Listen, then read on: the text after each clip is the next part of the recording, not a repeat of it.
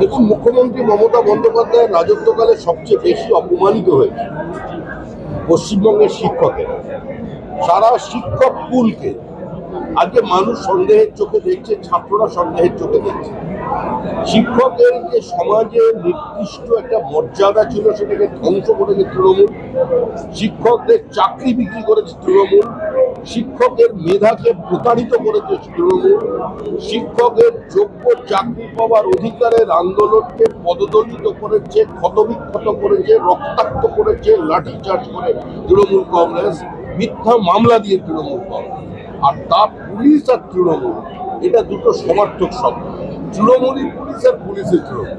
তো স্বাভাবিকভাবেই পুলিশ যদি শিক্ষক দিবসে কাউকে অভিনন্দন জানায় শিক্ষকদের, তাহলে মানুষ তো ট্রোল করবেই।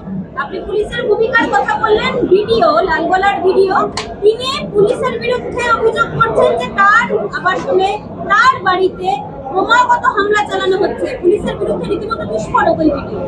এটা আমি ঠিক বলতে পারবো না, কোনো পারিবারিক ব্যাপার। কারণ ভিডিওতে তো আমরা দেখলাম পঞ্চায়েত নির্বাচনে ভুটমুট করতে মহিলাদের প্রার্থীকে রাত্রি 1:30 পর্যন্ত বসিয়ে রেখে তারপরে তার বদলে অন্য কারোর নাম ঘোষণা করে দিতে। তারা সমস্ত আমি চিহ্নিত করেছি, তাদের পরিবারদেরও তো আমরা চিহ্নিত করে রেখেছি। কে কত সুযোগ পেয়েছেন, কার কোন ভিডিও সম্পত্তি বৃদ্ধি হয়েছে, কোন আইএস অফিসার কোথায় কোথায় জমি কিনেছেন, ডুয়ার্সে কার কত জমি আছে, বারাসাত এলাকায় কে জমি রেজিস্ট্রি করেছেন, সবই আমরা তথ্য সংগ্রহ করছি। ওদের পারিবারিক ব্যাপারে এই মুহূর্তে আমাদের কোনো বক্তব্য রাখার ইচ্ছা নেই।